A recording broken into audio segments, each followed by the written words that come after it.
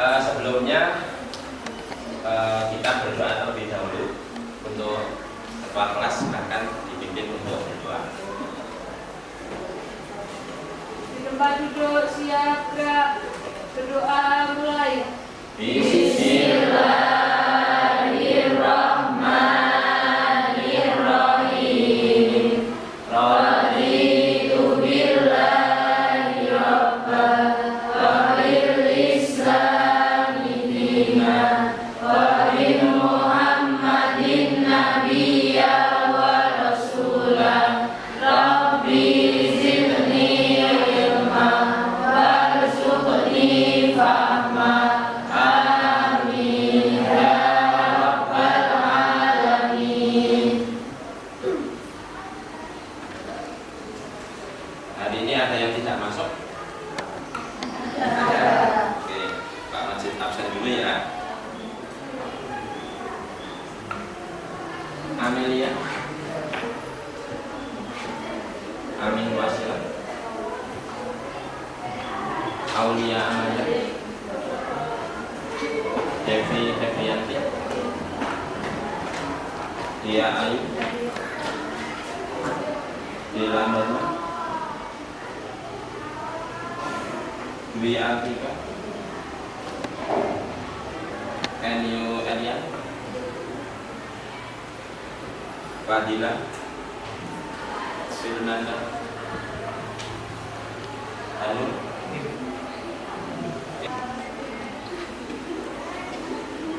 alhamdulillah masuk semuanya ya. Sifat sakit ya, mudah-mudahan lekas kemudian. Kalau saya bilang tepuk satu, berarti tepuk satu, tepuk dua, tepuk tiga. Tapi ini untuk melatih kefokusan. Kalau pas tepuk tiga, nggak usah tepuk, berarti tepuk tiga. Nah, tujuan pembelajaran yang akan kita pelajari yaitu yang kita harapkan dengan mempelajari materi pernikahan.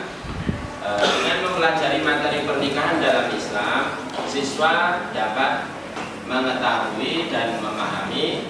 Yang pertama adalah pengertian pernikahan dalam Islam. Yang kedua, dasar atau dalil pernikahan. Dan yang ketiga, hukum pernikahan. Dan yang keempat adalah tujuan pernikahan. Hanya dari sekarang kita sudah mempersiapkan tentang bagaimana nantinya kita di dalam mengarungi rumah tangga, setidaknya sudah punya bekal ilmu tentang pernikahan itu sendiri. Selanjutnya Pak Majid ingin kalian nanti mengamati, mencermati teks maupun nanti ada tampilan gambar terkait gejala-gejala sosial yang ada di sekitar kita terkait masalah gejala sosial yang nanti bisa dikaitkan dengan materi ini.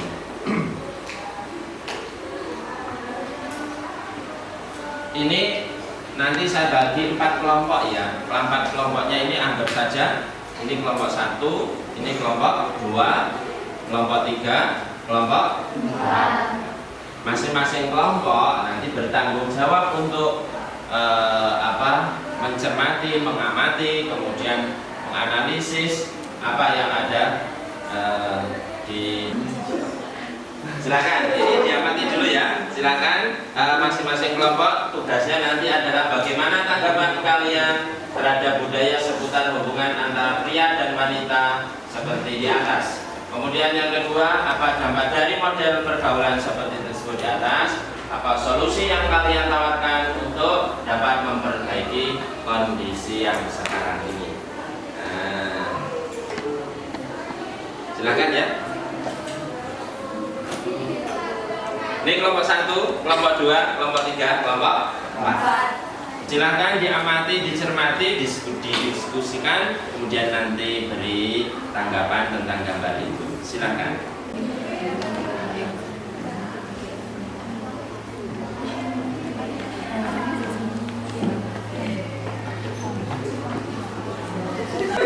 Gimana, sudah selesai anak-anak?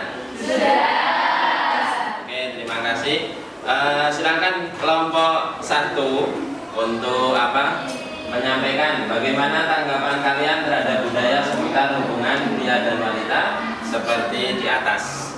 Silakan kelompok 1. Siapa yang mau menyampaikan? Oke. Assalamualaikum warahmatullahi wabarakatuh. Waalaikumsalam warahmatullahi wabarakatuh. Perkenalkan, nama saya Juliana Galfatwati, nomor urut 16.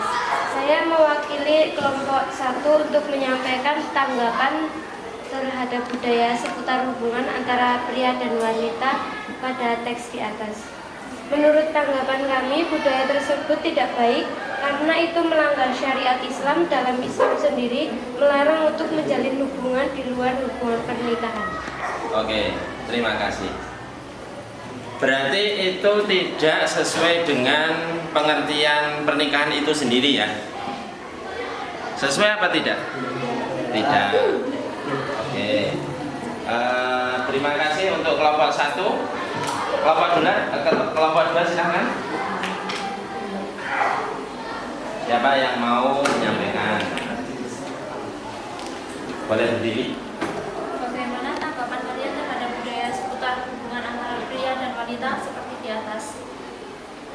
Tanggapan kita itu sangat tidak dianjurkan dalam agama. Kenapa? Karena kita dilahirkan sebagai makhluk hidup yang memiliki akal pikiran dan seharusnya merawat anak itu dilakukan secara bersama. Misalnya, sepasang suami istri harus melakukan kewajibannya untuk mengurus anaknya secara bersama agar anak tersebut dapat tumbuh dengan baik.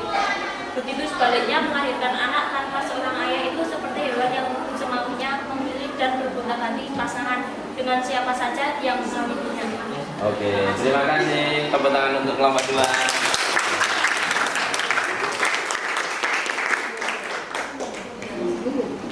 Dari beberapa alasan yang sudah disampaikan oleh masing-masing kelompok, dapat kita simpulkan bahwasannya pergaulan seperti yang ada di teks di atas termasuk itu bertentangan dengan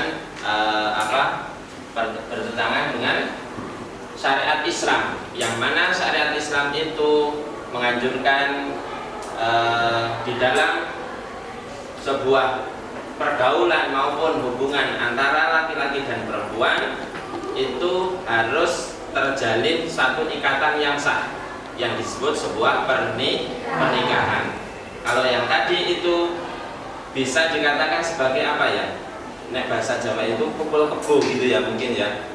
Nah, karena tinggal satu rumah tanpa ada sebuah ikatan pernikahan yang sah sesuai dengan syariat Islam, sampai melahirkan anak, kemudian sampai di situ nanti juga anak-anaknya bingung ini bapaknya siapa, bapaknya 1 atau 2, si A atau si B, kan kita nggak tahu. Maka sungguh indah sekali Islam itu mengatur hubungan laki-laki dan perempuan untuk menjalin sebuah ikatan suci yang nantinya akan melahirkan generasi yang soleh-solehah, tercipta keluarga yang sakinah, mawaddah, dan warahmah.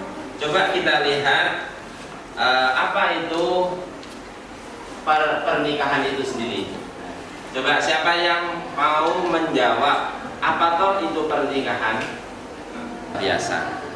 Jadi apa yang sudah kalian diskusikan tadi tentunya itu berbeda atau tidak sesuai dengan pengertian pernikahan itu sendiri. Kita tahu bahwa pernikahan menurut bahasa adalah bertemu atau menyatukan, sedangkan pengertian pernikahan menurut istilah adalah suatu ikatan lahir dan batin antara seorang laki-laki dan perempuan untuk hidup bersama dalam satu rumah tangga melalui akad yang dilakukan, akad yang sah sesuai dengan syariat Islam. Kemudian juga pernikahan itu juga diatur kalau di Indonesia itu ada di dalam Undang-Undang Nomor 1 Tahun 1974, yang mana di sana disebutkan perkawinan ialah ikatan lahir dan batin antara seorang pria dan seorang wanita sebagai suami istri dengan tujuan untuk membentuk keluarga yang kekal dan bahagia berdasarkan ketuhanan yang Maha Esa. Dalil ataupun dasar pernikahan. Dalil atau dasar pernikahan itu sendiri itu disebutkan di dalam Al-Quran. Surat apa coba? Di dalam Quran surat apa? Nah, Quran surat Ar-Rum ayat 21. Coba kelompok 2 ya, kelompok 2. Quran surat Mbak Nisa. Quran surat Ar-Rum ayat 21. Iya.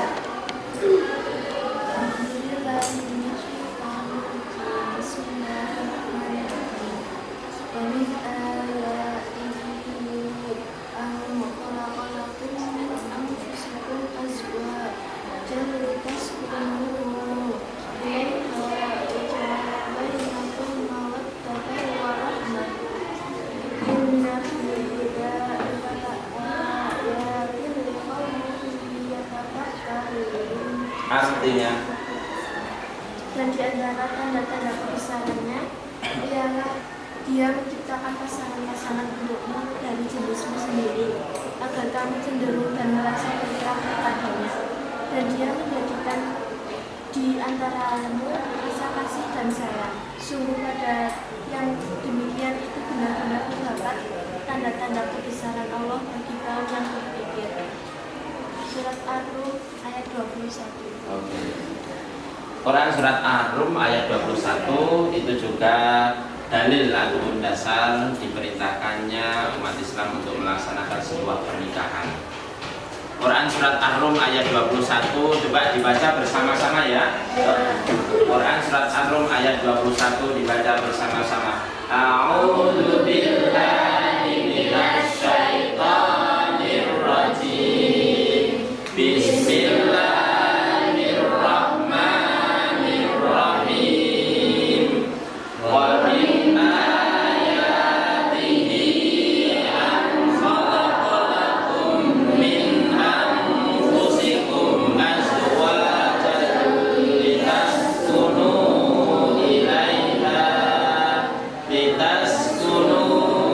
ilaiha wa ja'ala bainakum mawaddatan wa rahmah. Inna fi dzalika laayatin liqaumin yatafakkarun. Yang artinya, dan di antara tanda-tanda kebesarannya ialah Dia menciptakan pasangan-pasangan untukmu dari jenismu sendiri, agar dan Dia menjadikan sungguh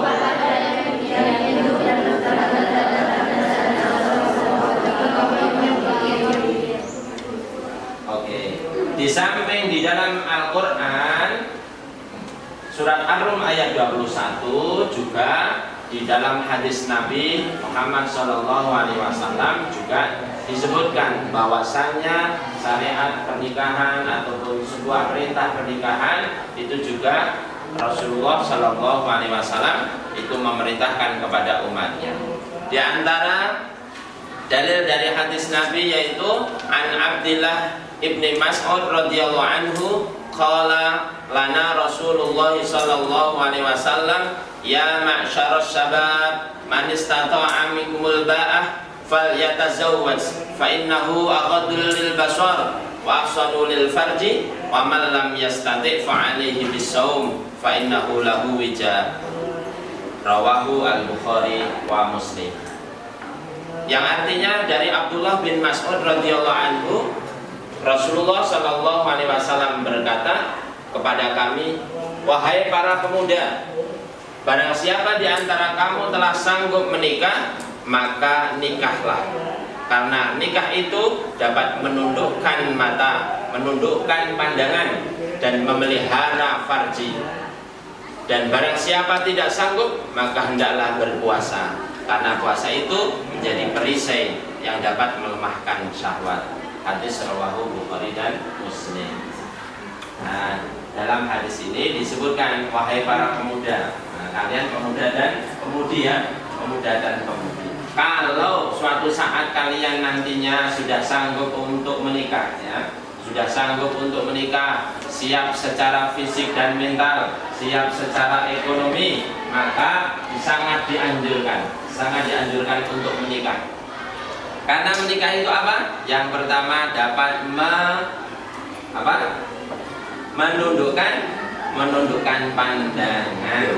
Nah, dapat menundukkan pandangan, dapat wadul basor, bisa menjaga pandangan dari hal-hal yang tidak halal. Karena dengan pernikahan itu sudah terjaga. Insya Allah setidaknya bisa mengontrol diri, menjaga pandangan. Yang kedua, kata Rasulullah, bisa menjaga farji, bisa menjaga dari sebuah perzinahan. Karena sudah menikah. Kalau belum mampu, gimana solusinya? Kata Rasulullah, kalau tidak mampu maka berpuasalah, karena dengan puasa itu akan menjadi perisai, dapat bisa melemahkan syahwat sebagai benteng atau perisai. Nah, itu solusi dari Rasulullah. Kemudian di samping hadis dari Rasulullah, juga kalau di Indonesia itu ada undang-undang yang mengatur terkait tentang pernikahan, yaitu dalam Undang-Undang Nomor 1 Tahun 74. Itulah dasar ataupun dalil diperintahkannya tentang pernikahan. Oke, anak-anakku semuanya, terima kasih. Anak-anakku semuanya, pembelajaran pada pagi hari ini sudah selesai. Mudah-mudahan apa yang kita diskusikan, apa yang kita bahas bersama bisa memberikan manfaat buat kita semuanya, ya.